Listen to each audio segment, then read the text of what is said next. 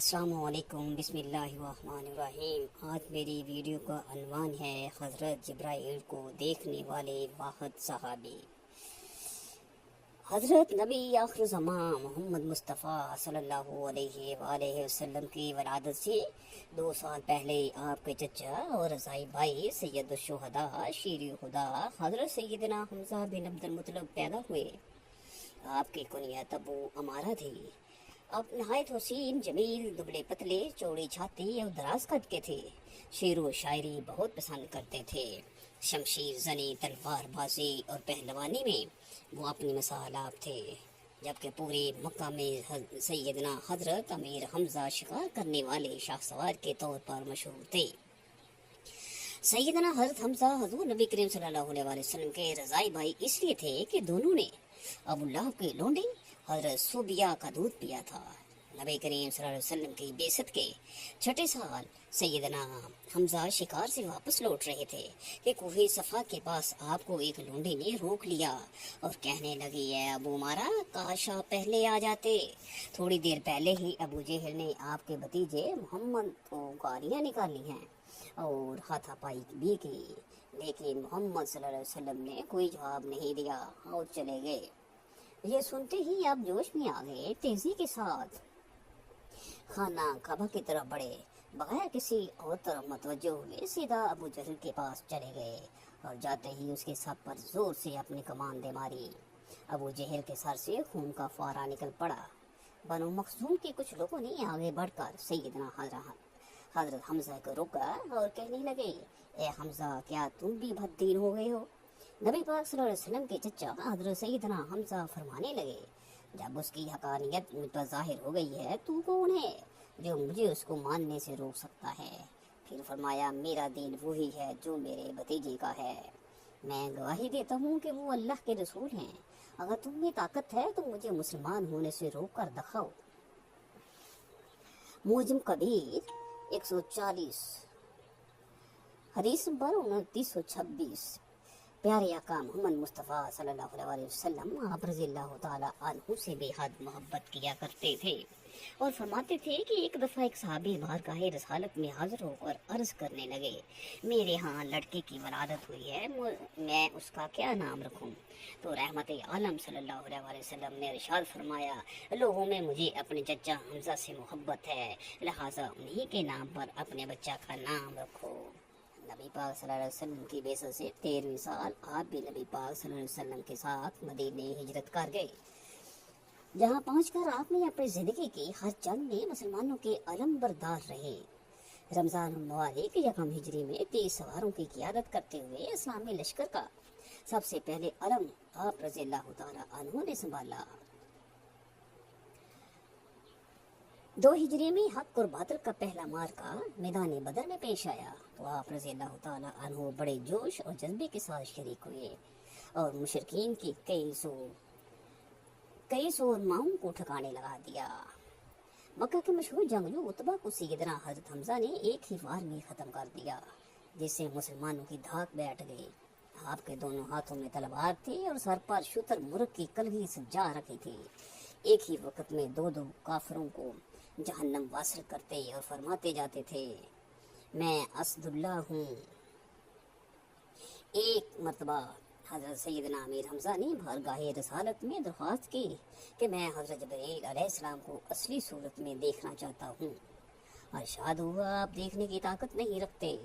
آپ نے اصرار کیا تو نبی کریم صلی اللہ علیہ وسلم نے ارشاد فرمایا، زمین پر بیٹھ جائیے۔ کچھ دیر بعد حضرت جبرائیل امین علیہ السلام حرم کعبہ میں نصب شدہ ایک لکڑی پر اترے تو سرور عالم دو عالم صلی اللہ علیہ وسلم نے ارشاد فرمایا، چچا جان نگاہ اٹھائیے اور دیکھیے۔ آپ نے یوں ہی اپنی نگاہ اٹھائی تو دیکھا کہ حضرت جبرائیل علیہ السلام کے دونوں پاؤں سبز زر پر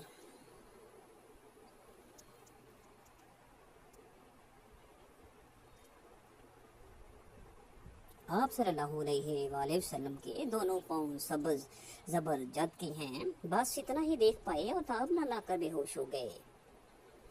शवाल अल मुकर्रम 3 हिजरी ग़ज़वा उहद शुरू होता है कि जिसमें कुफ़ार ग़ज़वा बदर का बदला लेने के लिए मुसलमानों पर हमला करते हैं। उनका सबसे बड़ा मकसद हज़रत हमज़ा को शहीद करना है, क्योंकि जितना नुकसान ग़ज़वा बदर में कुफ़ार मक्का को उन्होंने दिया और कोई ना दे सका। इमाम बुखारी और दीगर अहले तहकीक ने आपके कातिल वहशी की ज़बानी आपकी शहादत का वाक़या कुछ इस तरह नकल किया है। वहशी कहता है कि जब कुरैश मक्का जंगे उहद के लिए रवाना हुए तो मेरे मालिक जुबैर बिन मुतइम ने मुझे कहा, अगर तुम बदर में मेरे चचा को कत्ल करने के एवज़ मोहम्मद सल्लल्लाहु अलैहि वसल्लम के चचा को कत्ल करो तो तुम आज़ाद हो।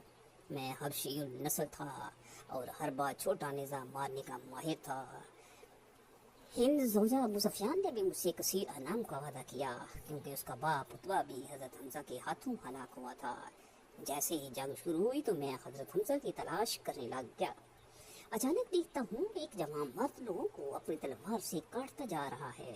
कोई भी उसके सामने नहीं टिक पा रहा। जब मैंने पूछा कि ये कौन है तो पता चला कि हमज़ा यही हैं जिनकी मुझे तलाश थी। और मैं मौका ढूंढने लगा, कभी किसी चट्टान की ओट में छुपता और कभी किसी दरख्त के पीछे छुपता। इसी असना में एक जंगजू काफिर सबा बिन अब्दुल उज़्ज़ा अल-गशानी सामने आ निकला। हज़रत हमज़ा की नज़र उस पर पड़ी तो उसे ललकारा, ए नाज़ेबा काम करने वाली औरत के बेटे, आ दो दो हाथ हो जाए तो अल्लाह और उसके रसूल से दुश्मनी रखता है। ये कहकर आप उस पर हमला आवर हो गए और आन वाहद में उसे कत्ल कर दिया।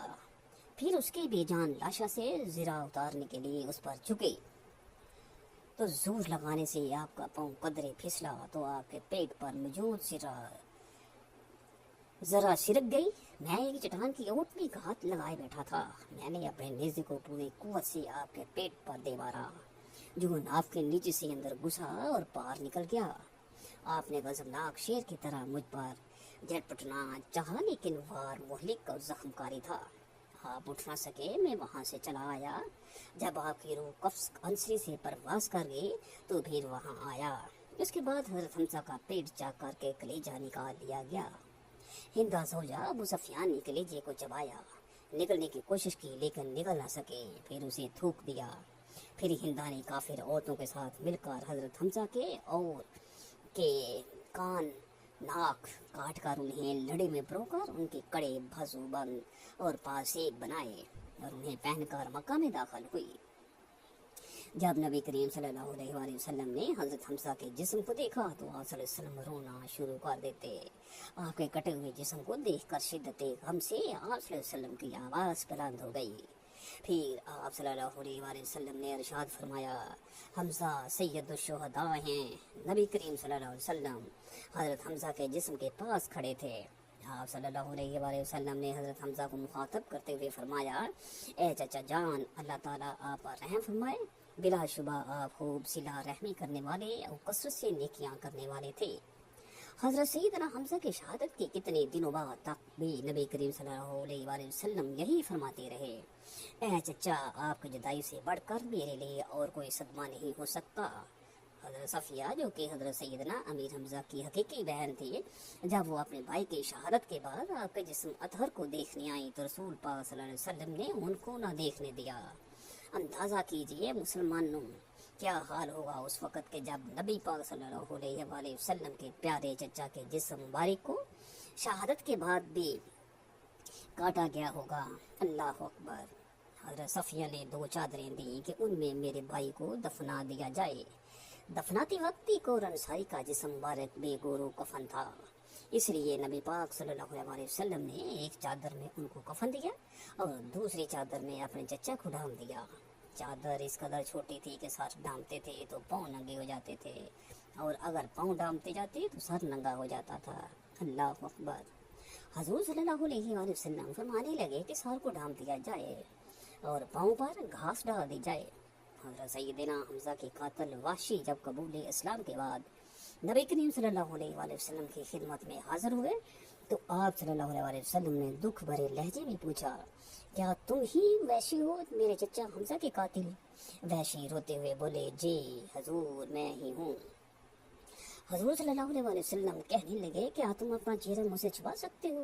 वैशी उसी वक्त बाहर आए और दोबारा हजूर सल्लल्लाहु अलैहि वसल्लम को कभी चेहरा ना दिखाया। اللہ اکبر. اندازہ کیجئے نبی رحمت اللہ علیہ نے وحشی کو معاف تو ضرور فرما دیا، لیکن شدت غم اس قدر تھا کہ وحشی کو چہرہ چھپانے کا فرمایا. حوالہ جات بخاری باب قتل حمزہ طبقات ابن سعد. استولغابات تذکرہ حمزہ ابو داؤد 1263.